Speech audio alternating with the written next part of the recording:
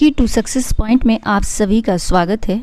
आज हम लोग एडुटेरिया के बिहार दरोगा के न्यू बुक यानी वॉल्यूम 2 का प्रैक्टिस सेट को कवर करेंगे, साथ ही उसके डिस्कशन को भी कवर करेंगे, क्योंकि अगर आप डिस्कशन नहीं पढ़ेंगे तो आपसे सवाल नहीं बनेगा।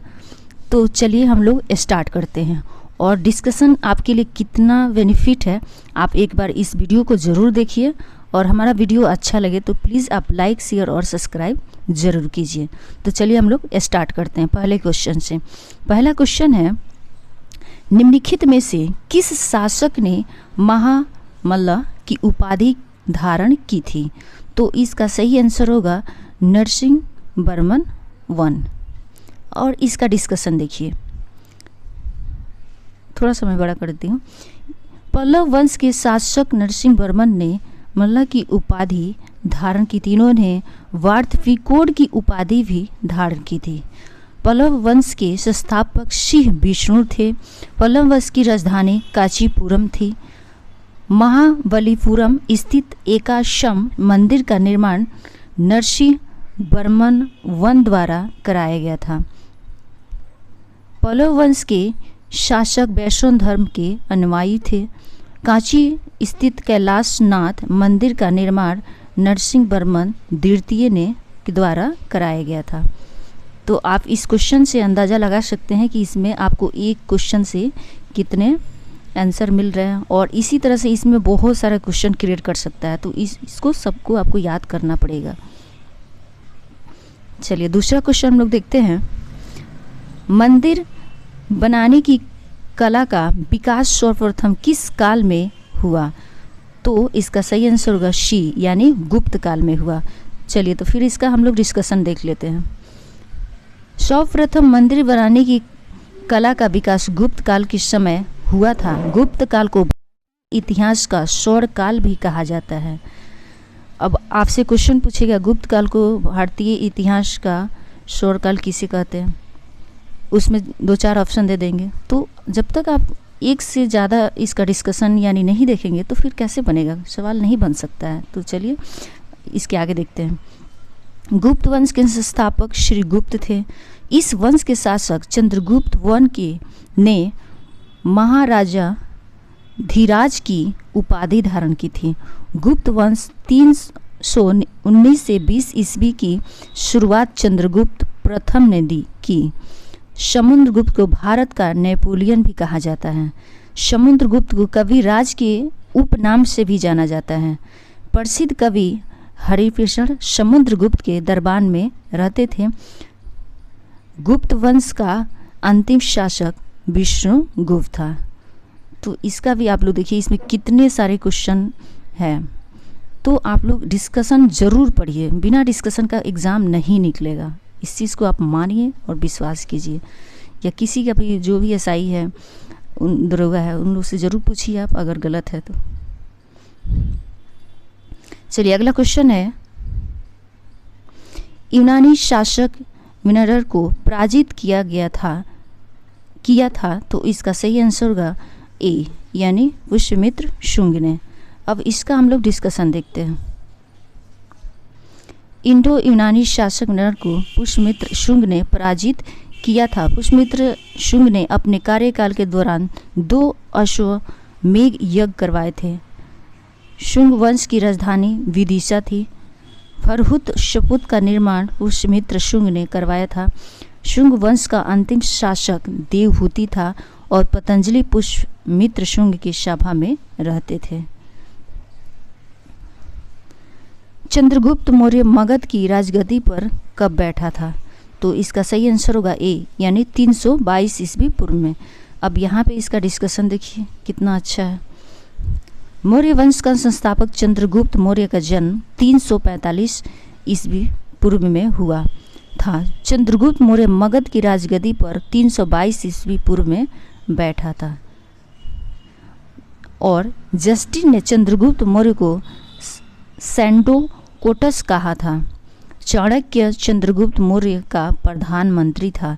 प्रसिद्ध पुस्तक अर्थशास्त्र चाणक्य द्वारा लिखी गई है। चंद्रगुप्त मौर्य ने 305 ईस्वी पूर्व में सेल्यूकस निकेटर को हराया था। चंद्रगुप्त मौर्य जैन धर्म का अनुयायी था। चंद्रगुप्त मौर्य ने भद्रबाहु से जैन धर्म की दीक्षा ली थी। तो यहाँ देखिए आप कितना इसमें क्वेश्चन है, तो आप डिस्कशन ज़रूर पढ़िए और हमारा वीडियो अच्छा लगे तो प्लीज़ आप लाइक कीजिए ताकि हमें मोटिवेशन मिले। और इसी तरह का कंटेंट मतलब मैं हमेशा जो भी क्वेश्चन लाऊंगी उसमें डिस्कशन ज़रूर लाऊंगी, और ऐसा डिस्कशन वाला आपको वीडियो कहीं नहीं मिलेगा, सिर्फ 4 ऑप्शन वाला मिलेगा, डिस्कशन वाला कोई नहीं पढ़ा रहा है। तो चलिए आप ऐसा पढ़िए कि आपका क्वेश्चन ही ना छूटे। क्या फ़ायदा सिर्फ 4 ऑप्शन वाला पढ़ के जाने से, कोई फ़ायदा नहीं है। 2-3 क्वेश्चन पूछेगा बनेगा ही नहीं, तो फिर क्या फ़ायदा है, कुछ फ़ायदा नहीं है। चलिए अगला क्वेश्चन यहाँ देखते हैं। किस वेद में परीक्षित को कुरुओं का राजा कहा गया है? तो इसका सही आंसर होगा डी यानी अथर्ववेद। अब इस क्वेश्चन के बारे में देखते हैं, इसमें कितना सारा एक्सप्लेनेशन है। अथर्ववेद में परीक्षित को कुरुओं का राजा कहा गया है। अथर्ववेद की रचना अथवा ऋषि द्वारा किया गया है। अथर्ववेद कन्याओं की जन्म की निंदा करता है। इस वेद में सभा एवं समिति को प्रजापति की 2 पुत्रियां कहा गया है। सबसे अंतिम में रचित वेद के रूप में अथर्ववेद को जाना जाता है। गोपथ ब्राह्मण का संबंध अथर्ववेद से है। अगला क्वेश्चन है,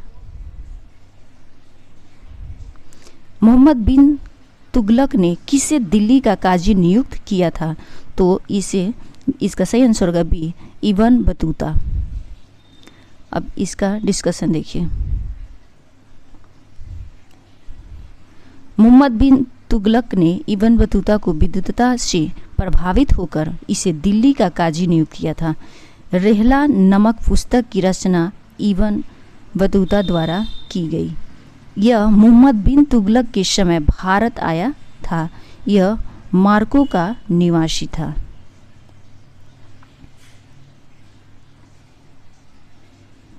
दिए गए प्रश्न को कौन सही सुमेलित नहीं है? तो इसका सही आंसर होगा डी। तो इसमें मिलान करना था, सही है या गलत है,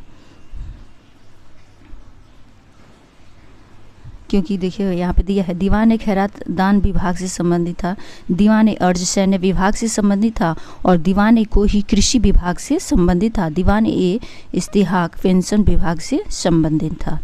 ठीक है, चलिए अगला क्वेश्चन देखते हैं।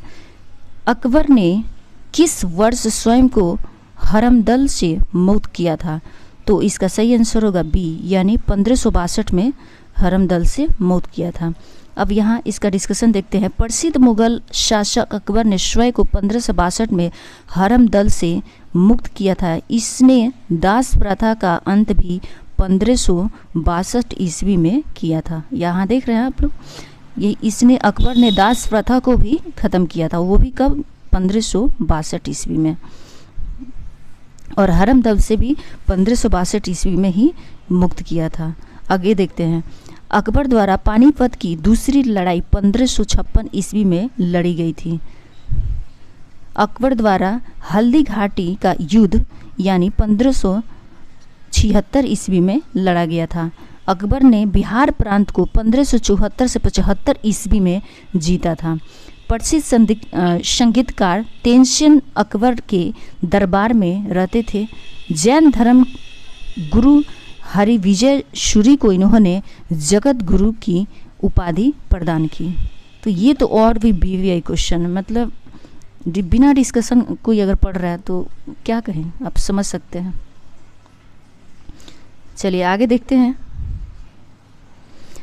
किसके शासनकाल में बंगाल को भारत का स्वर्ग कहा जाता था? तो इसका सही आंसर होगा शी यानी अली वर्दी खां को।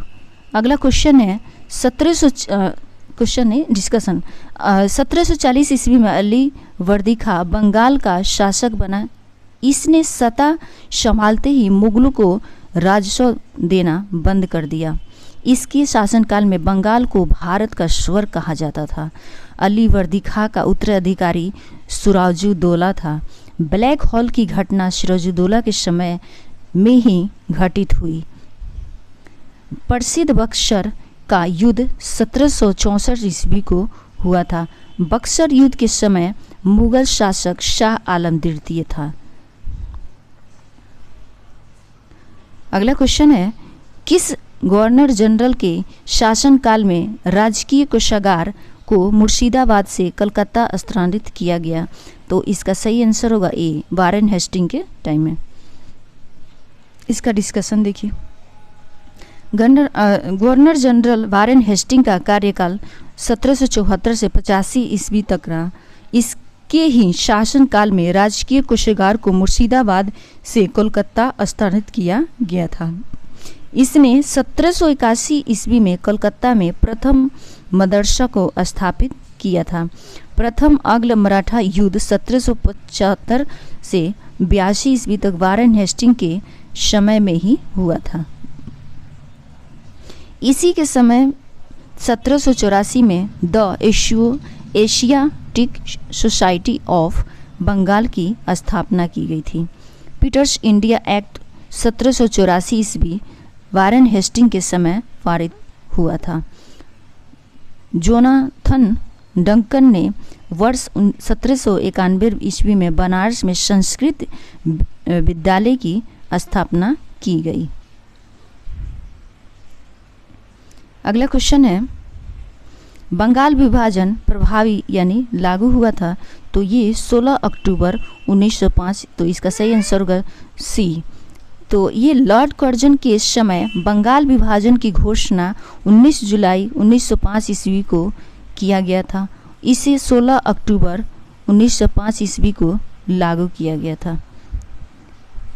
और लॉर्ड कर्जन के समय 1901 ईस्वी में सिंचाई आयोग की स्थापना हुई थी।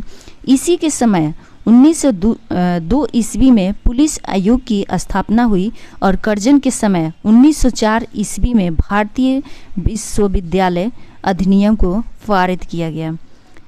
इसी के समय 1905 ईस्वी में पूसा कृषि अनुसंधान संस्था खोला गया। तो यहाँ पे ये भी बहुत ही विवादित है।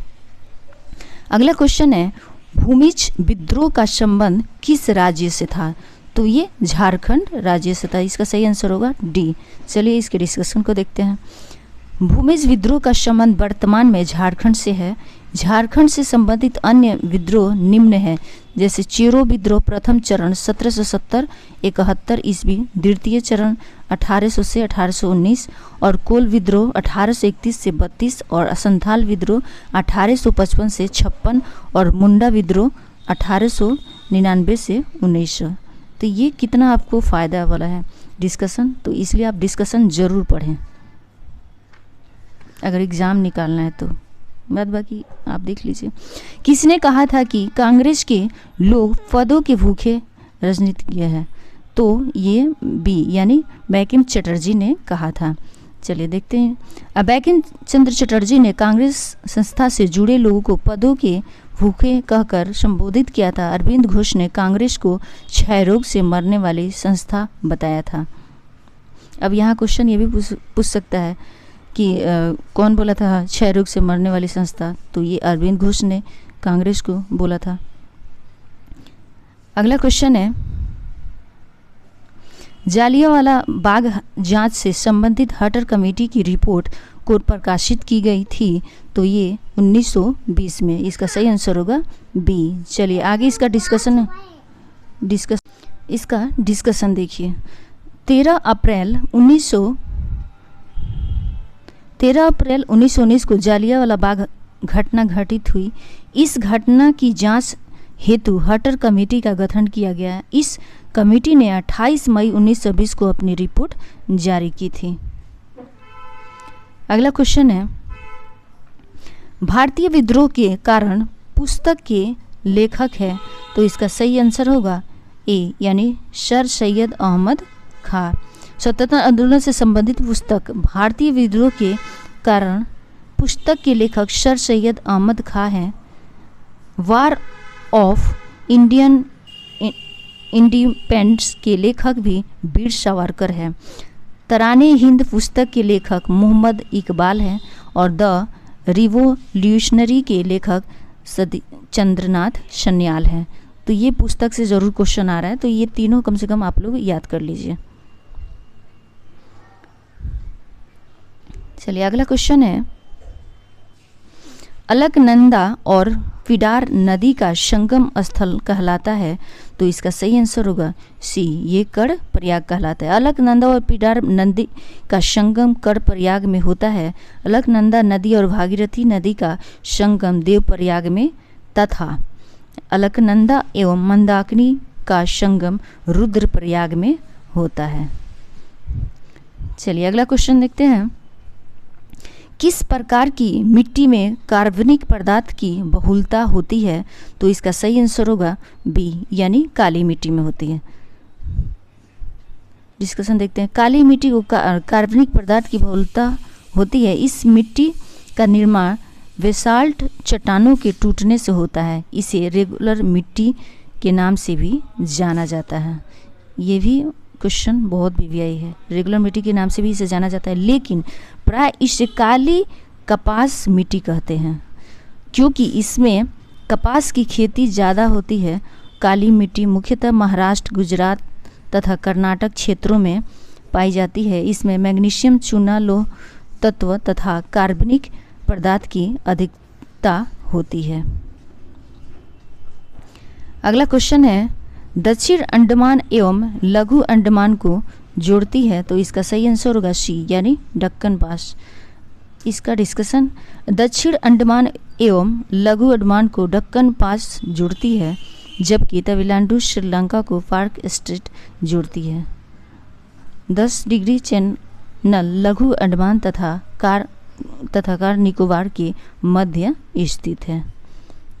अगला क्वेश्चन है, नंदा देवी एवं नगा पर्वत किस हिमालय के भाग्य हैं, तो ये हिमाद्री के भाग्य हैं। हिमाद्री के भाग्य हैं। हिमाद्री को बृहद हिमालय के नाम से भी जाना जाता है। हिमालय की इस श्रेणी को औसत ऊंचाई लगभग 6000 मीटर है।